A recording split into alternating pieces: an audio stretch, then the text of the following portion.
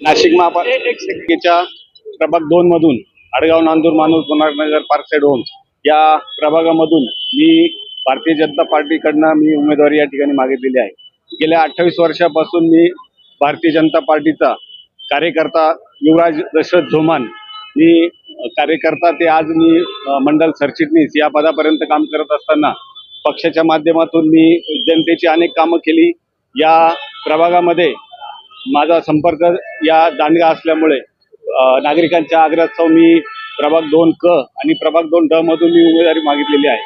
या प्रभागामध्ये निश्चितच वाढती लोकसंख्या, वाढतं जे बांधकाम, घरं, नागरिकांचं ज्या सुविधा आहे या प्राथमिक सुविधांसाठी माझा पहिला प्रयत्न असेल.